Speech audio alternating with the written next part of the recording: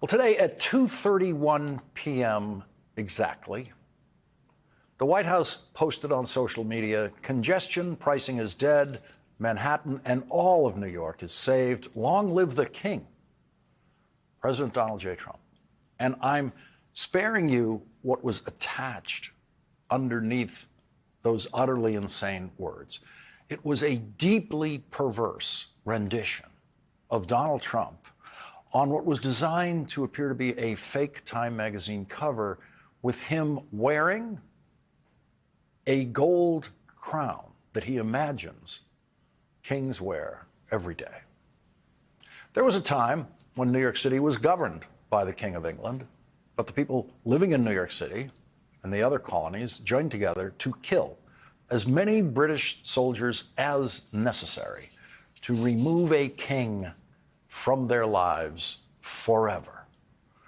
Of course, not a single Republican objected to anything about that social media posting today.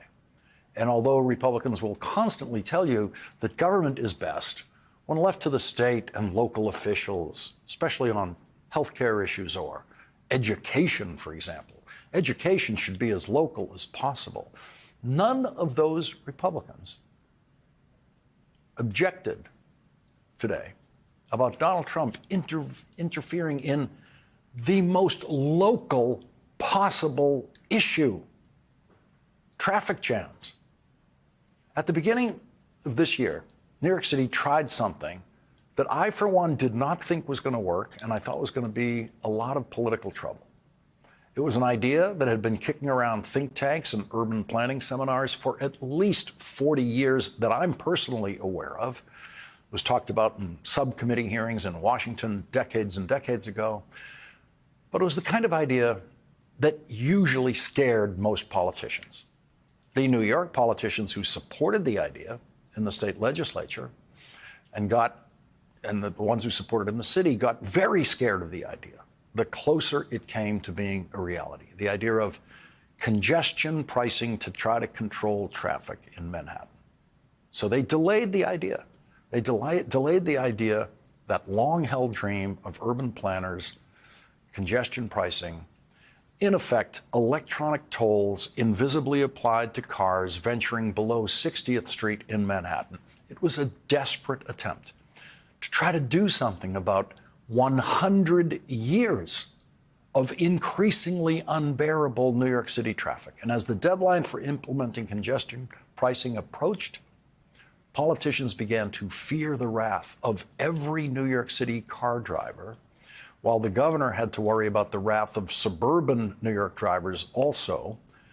Politicians who supported congestion pricing as the implementation day approached worried that they wouldn't get any gratitude at all from most New York City residents who don't even own cars. New York City is the only city in the country where most people do not own cars. And at the last minute, they dramatically reduced the toll pricing in the congestion pricing plan. And the first day that congestion pricing went into effect in New York City, a miracle was upon us.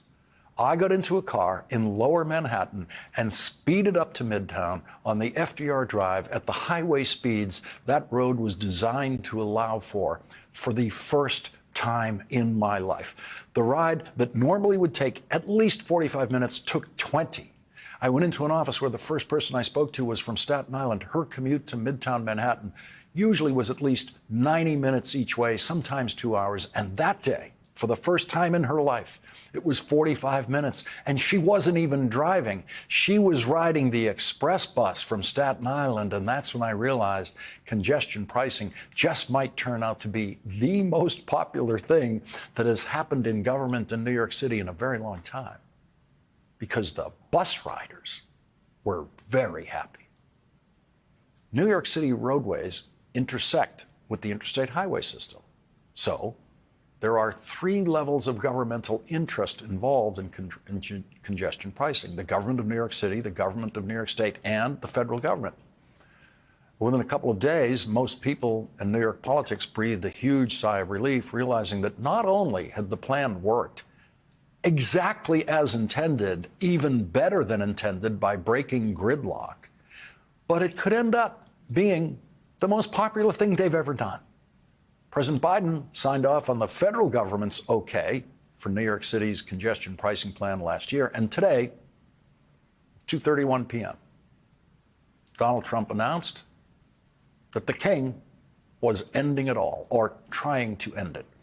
Donald Trump revoked the federal approval of congestion pricing, and Governor Hochul announced that New York was rushing into court to try to preserve the only new thing ever devised to reduce traffic in New York City in Donald Trump's entire 78 years of life. The only thing that has actually worked.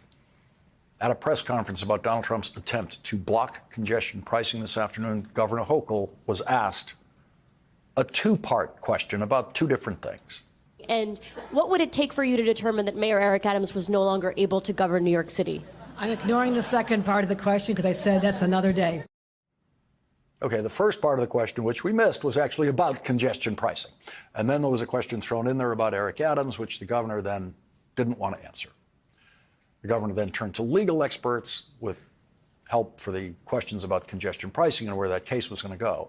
Now, it has been falsely reported day in and day out, pretty much everywhere in the news media, that the governor of New York has the power to summarily fire the mayor of New York. That is not true, as I explained here last night, but it bears explaining again, since it's apparently a difficult lesson for people to learn, especially in the news media. The governor of New York only has the power to initiate a process that has never been tried before to remove the mayor of New York only after a hearing in which the mayor would be allowed to defend himself and be represented by as many lawyers as he wants, who would be allowed to call as many witnesses as they want. The rules for such a hearing do not exist. They would have to be created by the governor, because in this kind of hearing, which has never occurred, the governor plays the role of the judge and therefore would have to be there every minute. The governor also plays the role of the prosecutor in that hearing, presenting the evidence against the governor. And the governor plays the role of the jury in that hearing and would have to make the final fact-finding and render a verdict. Every aspect of that process that has never been used before and has been never tested for due process, every bit of it could be appealed in court. And such appeals could be fought all the way to the United States Supreme Court, and that could take years. So, no, the governor does not have the power to fire the mayor. Just have a hearing about the possibility of removing the mayor. And in that hearing, if the governor decided to have one, she would not be able to use any of the criminal evidence collected by the FBI and presented to a federal grand jury, which led to the criminal indictment of Mayor Eric Adams on bribery and other charges. So there would be zero criminal evidence available to the governor to consider in such a hearing. Zero. And so the magic bullet firing scenario that you've been hearing from people who literally in every real sense don't know what they're talking about is impossible. Also, at exactly 2:31 p.m. today, the Trump White House issued their proclamation from their king about congestion pricing. Exactly 2:31 p.m. And at that very minute, Mayor Eric Adams was testifying under oath for the very first time in the criminal case of United States of America versus Eric Adams. Federal Judge Dale Ho, who has been presiding over the case of the United States of America versus Eric Adams, was hearing a motion by Donald Trump's Justice Department to just dismiss the charges against Mayor Adams, a motion that was opposed by all of the New York City federal prosecutors who were handling the case. In all, 8 federal prosecutors in New York City and Washington have resigned over what they believe is an illegal scheme to dismiss the case for political purposes.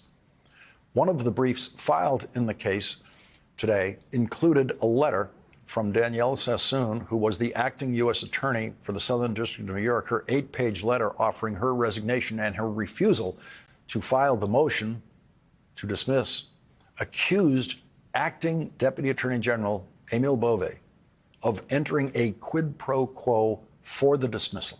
The letter said, Mr. Beauvais proposes dismissing the charges against Adams in return for his assistance in enforcing the federal immigration laws.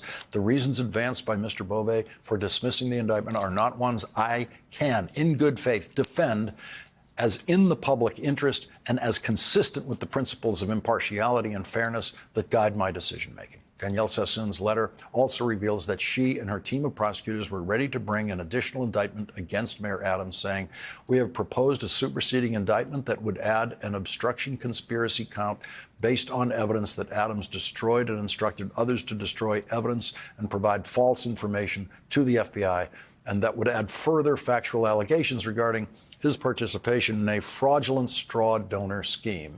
Emile Beauvais could not find any attorney in the Justice Department willing to stand in front of the judge today and argue in support of that motion.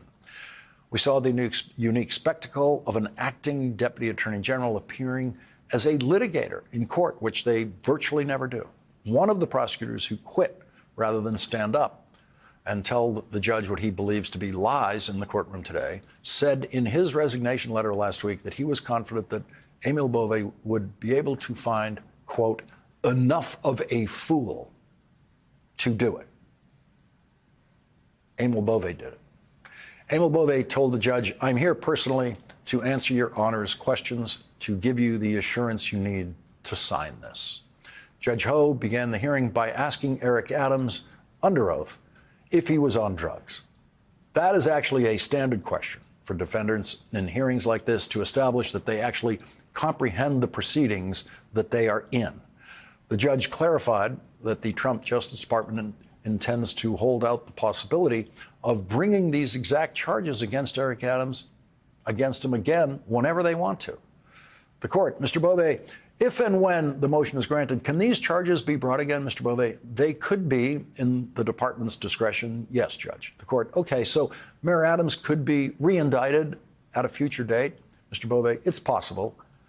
The court, is the government committing to stopping any additional investigative steps with respect to Mayor Adams? Mr. Beauvais, no.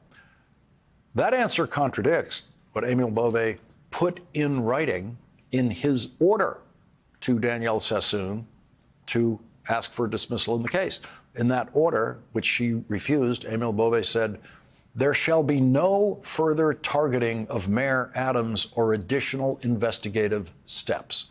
Now, you really don't want politicians like Eric Adams to know that the FBI has been ordered not to investigate him. The judge asked Mayor Adams, has anything been promised to you to induce you to consent to the motion? The defendant, not at all, Your Honor. The court, okay. Has anyone threatened you in any way to induce you to consent to the motion? The defendant, no, Your Honor. If he doesn't come through, I'll be back in New York City, and we won't be sitting on the couch. I'll be in his office, up his butt, saying, where the hell is the agreement we came to? That video was not part of the record of the hearing today. To Emile Beauvais, the judge said, I just want to confirm my understanding that the motion contains no statement about the government's views regarding the strength of the case in terms of the facts or the legal theory. Mr. Beauvais, that's correct. And less than a minute later, in his very next answer, Emile Beauvais contradicted that answer he had just given when he said he believed that the indictment, quote, is an abuse of the criminal justice process.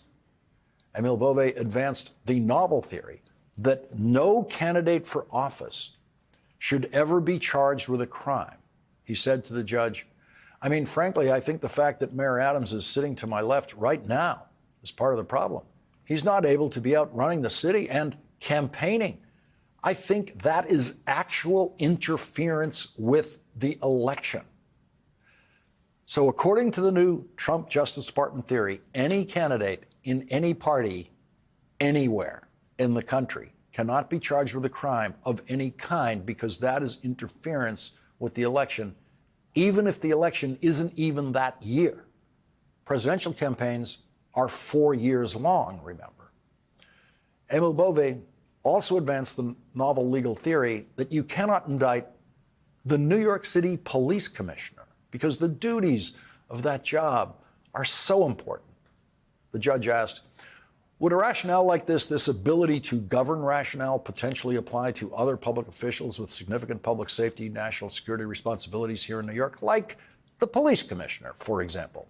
Could it potentially be applicable in the event that the police commissioner were subject to some sort of investigation or prosecution, Mr. Bove? Yes, absolutely.